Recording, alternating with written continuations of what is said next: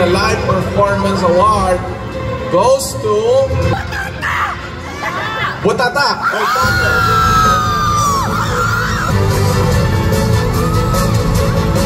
Magandang gabi po sa lahat.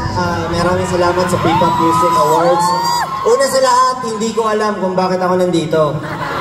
Habang nakaupo ako dyan sa upuan, parang sabi ko, bakit ako nandito? So, sa tagal-tagal ko na nagko-koryo, sa tagal-tagal ko na sumasayaw sa ng buhay ko, ngayon lang ako nakasampan ng stage para tumanggap ng award. So, diba?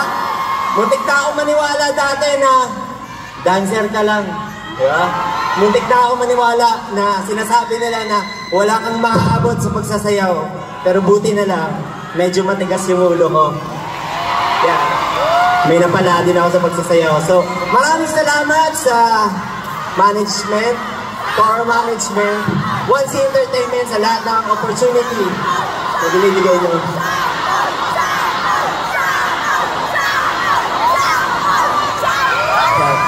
Maraming salamat sa W3 na laging nasa tabi ko sa tuwing gumagawa ako ng sayaw. Alam ko minsan napapagod na kayo at minsan nagre-reklamo na, pero maraming salamat sa energy niyo. Maraming salamat sa lahat ng gumawa ng Butata. Kay Pablo, sa SB19, maraming salamat sa 18, sa Hotdogs, sa lahat ng fans, fandom dito. Maraming salamat sa inyo. Alam ko na maraming magagaling, pero wala kami dito, wala ako dito, wala akong mga tao dito na sasampa kung wala yung mga sumusuporta dyan. Maraming salamat sa inyo. At ito, Pablo, sa Butata, sobrang na-enjoy ko yung process ng paggagawa ng choreo kasi alam niyo na, sarap ng music na ginawa ni Pablo. So, minsan, madaldal talaga ako, pasensya na. Mahihain lang para madaldal.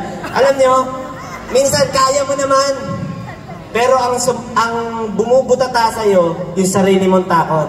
Kaya huwag kang matakot.